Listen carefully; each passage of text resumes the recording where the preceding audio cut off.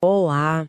Hoje a gente vai mergulhar numa conexão que, olha, à primeira vista parece bem inesperada. Vamos falar da estratégia política de Maquiavel e, do universo da psicanálise freudiana. Parece inusitado mesmo, né? Totalmente. Mas garanto que é fascinante. A gente está se baseando aqui nos trechos de um texto Maquiavel no setting analítico, Estratégias da psicanálise freudiana. E a nossa missão aqui, digamos, é desenterrar como aquela visão bem realista, às vezes até meio cínica, né? Sim. De Maquiavel sobre o poder, sobre a natureza humana, como isso ecoa de um jeito surpreendente na forma como Freud pensou a prática da análise. A gente vai falar de resistência à mudança, de como até o sofrimento pode trazer um ganho escondido e das ferramentas que o analista usa nesse jogo, né? Uhum. Ok, vamos começar a desembrulhar isso aí. Exatamente. E, olha, é importante já de cara afastar uma ideia, né? Qual? A de que o analista seria um manipulador, tipo Maquiavel na política. Não é isso. Ah, bom. A analogia não é sobre manipulação, é sobre lucidez estratégica. Assim como Maquiavel falava para o príncipe enxergar a real, né, o poder nu e cru, Freud meio que propõe que o analista precisa de uma clareza parecida para navegar as águas, assim, bem turbulentas do inconsciente do paciente, onde tem forças ali que muitas vezes agem por um interesse próprio psíquico, sabe? Defendendo o jeito que as coisas são, mesmo que doa. Mesmo que traga sofrimento. Exato. O fascinante aqui é como essa perspectiva dá pra gente uma visão menos idealizada, talvez mais pé no chão do processo terapêutico. Então vamos começar por aí, por essa visão da natureza humana? O texto que a gente está usando cita Maquiavel com aquela descrição famosa. Sim, clássica. Nossa. Forte. E ele via isso não como pessimismo, mas como um escudo de lucidez. Uma ferramenta para entender como as coisas funcionam de verdade. Parece meio duro, né? Parece, mas é um realismo que, olha só, encontra um paralelo direto em Freud. Ele olhava para a neurose, a gente pode pensar nela como esses padrões de ansiedade, sabe? Comportamentos repetitivos, sofrimentos que travam a gente. Ele não via só como algo para ser eliminado e pronto. Não. Não. Freud via a neurose como uma solução de compromisso. Solução de compromisso? Como assim? Ou seja, ela tem uma função. Ela resolve algum conflito interno, mesmo que de um jeito precário, sabe? E gerando sofrimento junto. E é aqui que Freud, meio como Maquiavel, desconfiava das aparências na política, desconfiava da ideia de que o paciente só sofre. Ah, Ele sacou que existe um ganho da doença. essa ideia do ganho da doença, nossa, é muito contraintuitiva. Quer dizer que a pessoa, de algum jeito, se beneficia do próprio sintoma. Como pode? Exato. Não é um benefício consciente, claro. De jeito nenhum. Certo. Mas é um ganho psíquico, inconsciente. O material que a gente analisou dá exemplos. O sintoma pode oferecer satisfações substitutivas para desejos que estão lá, reprimidos. Pode funcionar como uma barreira, tipo uma proteção contra desafios que a pessoa morre de medo de enfrentar na vida. Sei lá, um fracasso no trabalho, uma rejeição. Entendi. Evita o risco, né? Isso. Ou pode ser um jeito, às vezes o único que a pessoa encontrou, de conseguir atenção, cuidado, ou de fazer os outros se sacrificarem por ela. A doença, nesse sentido, cumpre uma função. Mesmo que seja uma função, assim, bem disfuncional para a vida como um todo. Imagino que a pessoa não abra mão desse ganho, assim, fácil. Precisamente. É aí que entram as resistências. As resistências. Freud não via isso como simples má vontade, tipo, a pessoa não quer melhorar. Não é isso. Não. São forças psíquicas ativas, automáticas mesmo, que vão contra o processo de cura. Por quê? Porque elas defendem a neurose e esse ganho que está ali associado. É como se uma parte da pessoa lutasse para manter aquela solução de compromisso, por mais dolorosa que seja. É o equilíbrio conhecido, sabe? Faz sentido. O conhecido, mesmo ruim, às vezes parece mais seguro que o desconhecido. Exato.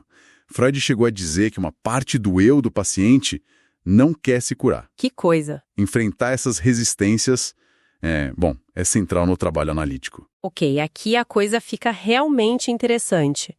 Porque se tem essa resistência ativa, esse ganho escondido, o analista não pode simplesmente contar com a boa vontade do paciente, né? De jeito nenhum. Ele precisa ser, como o texto sugere, um realista radical, na linha de Maquiavel descrevendo o poder como ele realmente é. Como isso funciona na clínica, na prática? Funciona primeiro abandonar qualquer ingenuidade. Certo. O analista não pode esperar uma colaboração total, sem conflito, seria irreal. Freud alertava, segundo o texto, que a confiança ou desconfiança provisórias lá do comecinho da análise, elas têm muito pouca importância perto da força das resistências que, inevitavelmente vão surgir. Uhum.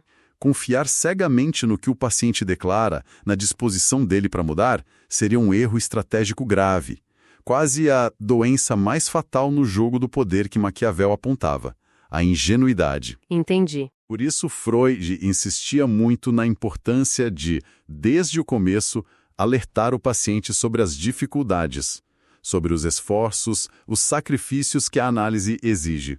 É um trabalho árduo, né? Não é passeio. E como o analista, como ele percebe essas resistências e o que está por trás delas, se muitas vezes são inconscientes?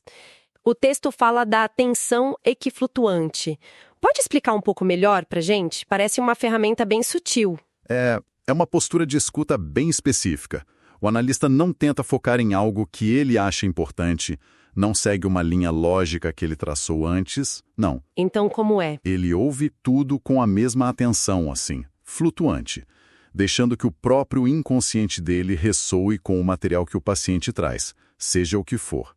É como tentar ouvir todos os instrumentos de uma orquestra ao mesmo tempo, sabe? Sem focar num só, para captar a harmonia geral, ou a dissonância, né? Que interessante essa imagem. O foco acaba caindo sobre as ocorrências, os Einfälle, de Freud, que são aqueles pensamentos, imagens, lapsos, lembranças que surgem do nada na fala livre do paciente. Ah, aquelas coisas que parecem não ter conexão. Exatamente. São essas ocorrências espontâneas que costumam ser as brechas por onde o material reprimido escapa. E o paralelo com Maquiavel aqui é interessante também. Como? É como se o analista, usando a atenção flutuante, estivesse mais interessado nas ações, nas ocorrências involuntárias, naquilo que escapa ao controle, do que só nas palavras. No discurso consciente, que pode ser, como diria Maquiavel, simulador e dissimulador. Faz sentido. O que escapa sem querer diz mais, né? Exato. Revela mais sobre a dinâmica psíquica real. E se o analista adota essa postura de realista, que tipo de ferramentas ele usa para navegar essa complexidade toda? O texto aponta duas bem interessantes e talvez um pouco polêmicas: opacidade e abstinência. Vamos falar primeiro da opacidade. A ideia de que o analista deve ser como um espelho opaco, sem mostrar as próprias reações, a vida pessoal.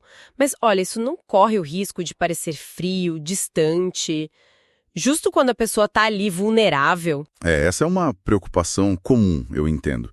Mas a função da opacidade é técnica, acima de tudo. Não é sobre ser frio ou indiferente. Ah, tá. A ideia é criar um campo o mais neutro possível. Para quê? Para que o mundo interno do paciente possa se projetar ali sem tanta interferência.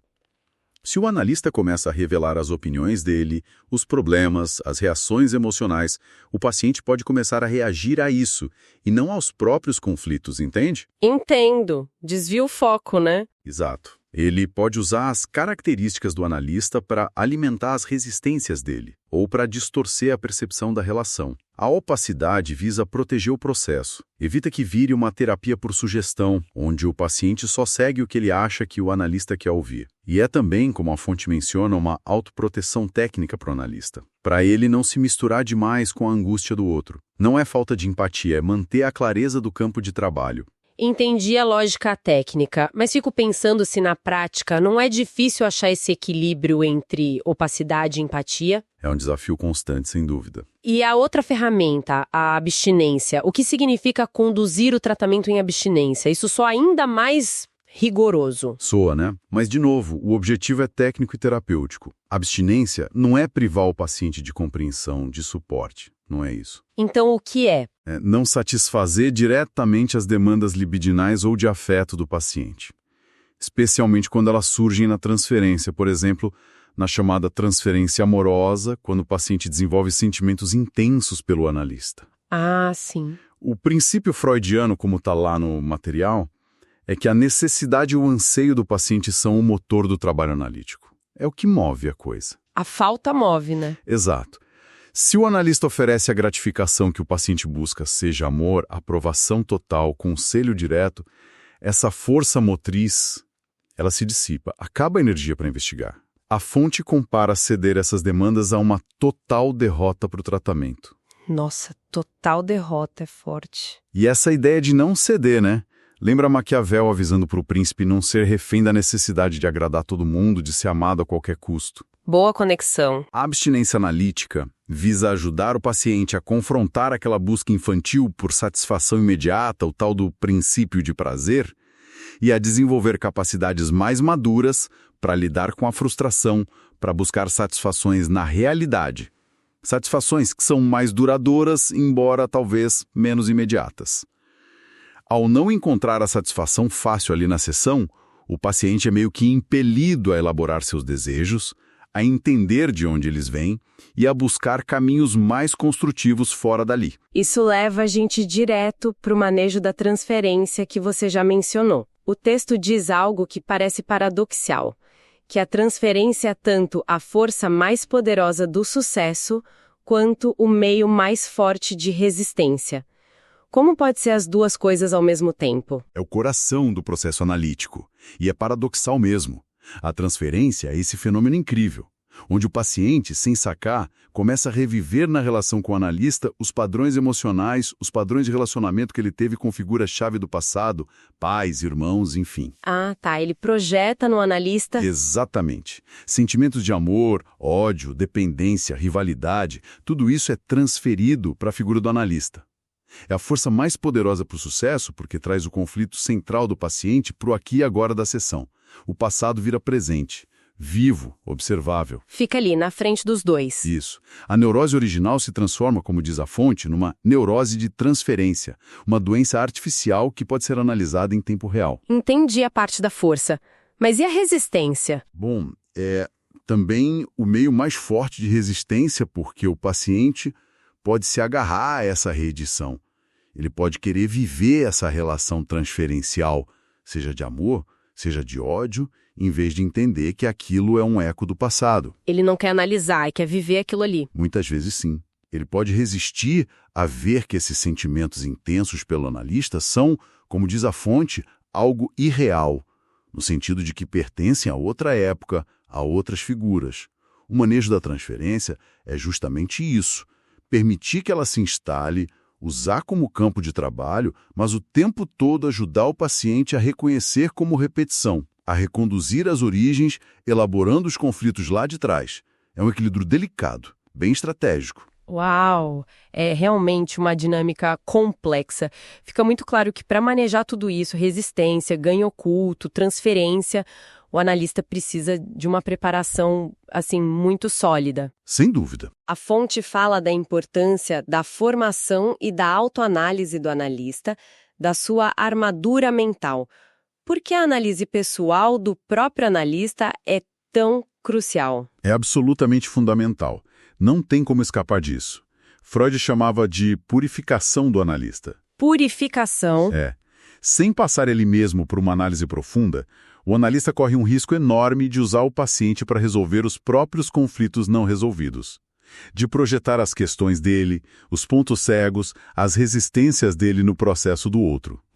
Mistura tudo, né? Exato. Ele pode até distorcer a teoria para justificar os próprios preconceitos, as limitações. A análise pessoal visa justamente limpar esse terreno interno do analista, para que ele possa usar a si mesmo como um instrumento mais afinado e neutro possível. Faz todo sentido. E essa preparação vai além da análise pessoal, viu? O texto menciona a necessidade de um conhecimento vasto, não só técnico, mas cultural. História, mitologia, literatura, religião. Por quê? Tudo isso amplia a capacidade do analista de enxergar através das máscaras, sabe? de compreender a diversidade das expressões humanas, de decifrar as motivações que se escondem por trás do que é dito. E essa autoanálise, essa busca por clareza interna e conhecimento, não é uma coisa que você faz uma vez e pronto. É uma tarefa infinita, como dizem. Um compromisso ético contínuo para poder lidar com as complexidades e os perigos da análise. Pensando em todo esse processo estratégico, essa quase batalha interna. Então, o que tudo isso significa no fim das contas? Qual é o objetivo final dessa jornada analítica, vista por essa ótica tão realista? Não é tornar a pessoa dependente do analista para sempre, imagino? De forma alguma, seria o contrário do objetivo. O objetivo final, como Freud coloca, e a fonte reforça, é restabelecer o eu, libertá-lo de suas restrições, devolver a ele o domínio sobre o isso. O isso seriam as pulsões, o inconsciente. Exatamente. Sobre as forças pulsionais inconscientes.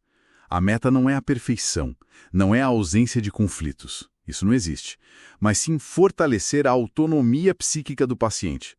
É devolver para ele a capacidade de realizar e de gozar, de enfrentar a realidade com seus desafios e possibilidades de forma mais madura, mais flexível, mais satisfatória. Uhum. Nesse sentido, ecoa assim aquela busca maquiavélica por autonomia, por capacidade de ação efetiva no mundo real. A análise visa capacitar o indivíduo para a vida, não para uma eterna dependência terapêutica. Então, para a gente recapitular nossa conversa, a análise freudiana, sob essa luz meio maquiavélica que o material propõe, surge como um trabalho que exige do analista uma lucidez estratégica impressionante. Sim. Precisa de disciplina emocional, do uso de técnicas bem específicas como opacidade, a abstinência e um manejo muito cuidadoso da transferência. Tudo isso para conseguir navegar as complexas políticas internas da nossa psique, né? Enfrentando as resistências e aqueles ganhos ocultos que muitas vezes prende a gente no sofrimento. Exato.